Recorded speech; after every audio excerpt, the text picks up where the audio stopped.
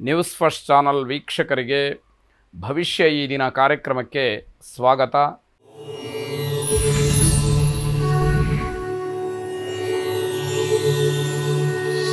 ಮೊದಲು ಮೇಷರಾಶಿ.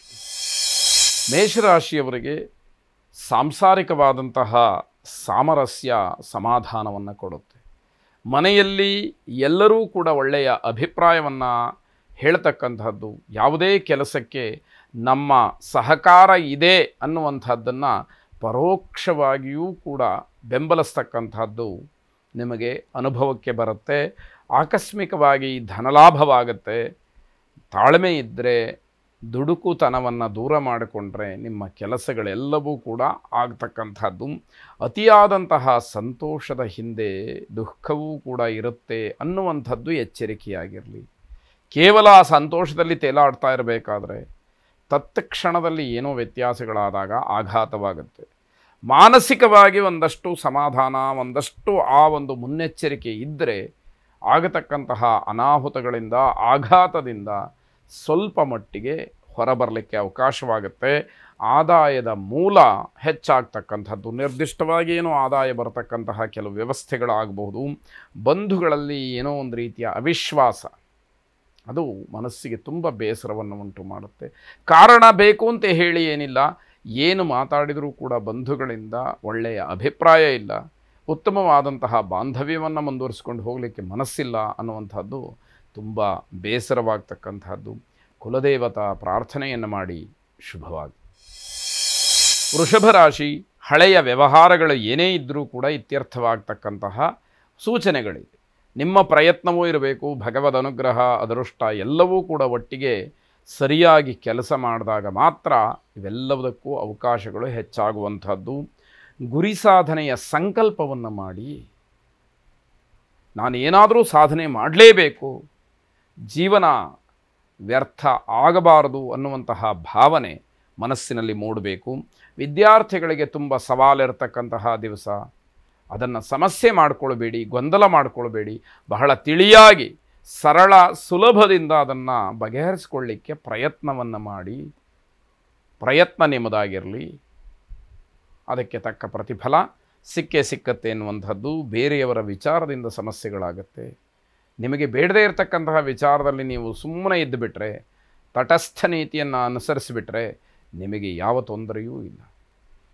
ಬೇರೆಯವರ ವಿಷಯದಲ್ಲಿ ಆಸಕ್ತಿಯನ್ನು ವಹಿಸಿದಾಗ ಅಲ್ಲಿ ಆಗುಹೋಗುಗಳನ್ನು ನೀವು ತಲೆ ಮೇಲೆ ಹೊತ್ತುಕೊಳ್ಬೇಕಾಗುತ್ತೆ, ಅನಿವಾರ್ಯ. ಅದು ನಿಮಗೆ ಬೇಕಾಗಿರೋದಿಲ್ಲ ಅಂತ ಅರ್ಥ.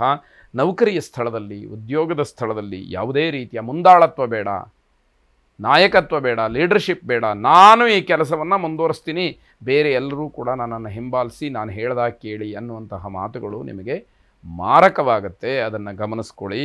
ಹಿರಿಯರ ಮನಸ್ಸನ್ನು ಗೆಲ್ಲಬೇಕು, ದೊಡ್ಡವರ ಮನಸ್ಸನ್ನು ಅರ್ಥ ಮಾಡಿಕೊಳ್ಬೇಕು. ಅವರ ಉದ್ದೇಶ ಯಾವುದಿದೆ ಅನ್ನುವಂಥದ್ದು ನಿಮಗೆ ಗೊತ್ತಾಗಬೇಕು. ಆಗ ನೀವು ಅವರ ಮಾರ್ಗದರ್ಶನವನ್ನು, ಅವರ ಪರಿಪೂರ್ಣವಾದಂತಹ ಆಶೀರ್ವಾದವನ್ನು, ಸಹಾಯವನ್ನು, ಸಹಕಾರವನ್ನು ಪಡ್ಕೊಳ್ತೀರಿ ಅನ್ನುವಂಥದ್ದು.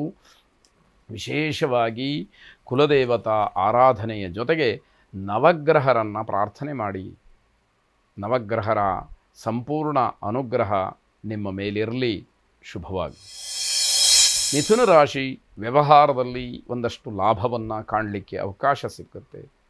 ಲಾಭ ಸಿಕ್ಕಿದ ತಕ್ಷಣ ಸ್ವಾಭಾವಿಕವಾಗಿ ಸಂತೋಷವಾಗುತ್ತೆ. ಆದರೆ ಅದೇ ಒಂದು ಮನಸ್ಥಿತಿಯಲ್ಲಿ ಇರಬಾರದು. ನಾಳೆ ಹೇಗೆ ಅನ್ನುವಂತಹ ಒಂದು ಪ್ರಶ್ನೆಯೂ ಕೂಡ ನಿಮ್ಮಲ್ಲಿ ಇರಬೇಕಾಗತ್ತೆ. ಹೆಚ್ಚು ಶ್ರಮದಾಯಕವಾದಂತಹ ದಿವಸ, ತುಂಬ ಕಷ್ಟಪಡಬೇಕಾದಂತಹ ದಿವಸ. ಕಷ್ಟಪಟ್ಟಿದ್ದು ವ್ಯರ್ಥ ಆಗೋದಿಲ್ಲ, ಅದಕ್ಕೆ ತಕ್ಕ ಪ್ರತಿಫಲ ಸಿಕ್ಕತ್ತೆ. ಅದು ಮನಸ್ಸಿಗೆ ಸಮಾಧಾನ ಕೊಡುತ್ತೆ. ದೂರದ ಪ್ರಯಾಣಕ್ಕೆ ಆದ್ಯತೆಯನ್ನು ಕೊಡಬೇಡಿ, ಅಂದರೆ ದೂರದೂರಿಗೆ ಪ್ರಯಾಣವನ್ನು ಮಾಡಬೇಡಿ ಅನ್ನುವಂತಹ ಎಚ್ಚರಿಕೆಯಾಗಿರುತ್ತೆ. ಕಬ್ಬಿಣ ವ್ಯಾಪಾರಿಗಳಿಗೆ ನಷ್ಟ ಸಂಭವಿಸ್ತಕ್ಕಂತಹ ಸಾಧ್ಯತೆ, ಅಥವಾ ಹಣವನ್ನು ಕಳ್ಕೊಳ್ಬೇಕಾದಂತಹದ್ದು, ಅಥವಾ ನಿಮ್ಮದಲ್ಲದೇ ಇರತಕ್ಕಂತಹ ತಪ್ಪಿಗೆ ನೀವು ದಂಡವನ್ನು ತೆರಬೇಕಾದಂತಹ ಪರಿಸ್ಥಿತಿ ಒದಗಬಹುದು ಅಂತ ಅರ್ಥ. ಬಂಧುಗಳಲ್ಲಿ ಸಂಬಂಧದ ಮಾತುಗಳು ನಡೀಬಹುದು. ಯಾವುದೋ ಮದುವೆ ವಿಚಾರಕ್ಕೆ ವಿಷಯಗಳು ಮುನ್ನೆಲೆಗೆ ಬರುವಂಥದ್ದಾಗಬಹುದು. ಮಂಗಳ ಕಾರ್ಯಕ್ಕೆ ವ್ಯವಸ್ಥೆಯನ್ನು ಮಾಡಿಕೊಳ್ಬೇಕಾದಂತಹ, ಸಿದ್ಧತೆಯನ್ನು ಮಾಡಿಕೊಳ್ಬೇಕಾದಂತಹ ಸಮಯ ಇದು. ಮನೆಯಲ್ಲಿ ಮಂಗಳ ಕಾರ್ಯಗಳು ಆಗತಕ್ಕಂತಹ ಸೂಚನೆ ಹೆಚ್ಚಾಗಿ ಕಾಣ್ತಾ ಇದೆ ಅನ್ನುವಂಥದ್ದು. ಗುರುಗ್ರಹದ ದೃಷ್ಟಿ ನಿಮ್ಮ ರಾಶಿಯ ಮೇಲೆ ವಿಶೇಷವಾಗಿ ಪ್ರಭಾವವನ್ನು ಬೀರ್ತಾ ಇದೆ ಅನ್ನುವಂಥದ್ದನ್ನು ತಿಳಿಬೇಕು. ಗಣಪತಿಯನ್ನು ಪ್ರಾರ್ಥನೆ ಮಾಡಿ. ಶುಭವಾಗಿ. ಕರ್ಕಾಟಕ ರಾಶಿ, ಉದ್ಯೋಗದ ಸ್ಥಳದಲ್ಲಿ ಸ್ಥಾನಮಾನ ಹೆಚ್ಚಾಗ್ತಕ್ಕಂಥದ್ದು, ಬೆಲೆ ಹೆಚ್ಚಾಗುವಂಥದ್ದು, ನಿಮಗೆ ಹೆಚ್ಚಿನ ಆದ್ಯತೆ, ಗೌರವಗಳನ್ನು, ಮರ್ಯಾದೆಯನ್ನು ಕೊಡ್ತಕ್ಕಂತಹ ಕೆಲಸ ಆಗುತ್ತೆ. ಸ್ನೇಹಿತರ ಭೇಟಿ ಆದರೆ ಅಸಮಾಧಾನ, ಬೇಡದೇ ಇರತಕ್ಕಂತಹ ವಿಚಾರ ಮುನ್ನೆಲೆಗೆ ಬರುತ್ತೆ, ವಾದ ವಿವಾದಗಳಾಗುತ್ತೆ, ಸುಮ್ಮನೆ ನಿಷ್ಠೂರವಾಗ್ತೀರಿ, ಜಗಳವನ್ನು ಮಾಡ್ಕೊಳ್ತೀರಿ. ಇದು ಬೇಕಾಗಿತ್ತಾ ಅಂತ ಹೇಳಿ ಕೊನೆಗೆ ಪ್ರಶ್ನೆಯನ್ನು ಹಾಕ್ಕೊಳ್ತೀರಿ.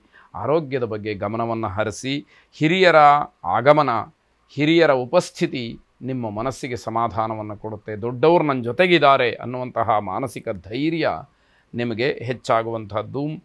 ಭೂಲಾಭದ ಯೋಗವೂ ಕೂಡ ಒದಗಿ ಬರುವಂಥದ್ದು. ಉತ್ತಮ ಕೆಲಸಕ್ಕೆ ದೃಢವಾದಂತಹ ಸಂಕಲ್ಪವೇ ಮುಖ್ಯ. ಆ ದೃಢವಾದಂತಹ ಸಂಕಲ್ಪ ಅಲ್ಲಾಡಿಬಿಟ್ರೆ ನಿಮ್ಮ ಕೆಲಸ ಹೋಯಿತು ಅಂತ ಅರ್ಥ. ಶಿವಾರಾಧನೆಯನ್ನು, ಶಿವಪ್ರಾರ್ಥನೆಯನ್ನು ವಿಶೇಷವಾಗಿ ಮಾಡಿ. ಶುಭವಾಗಿ.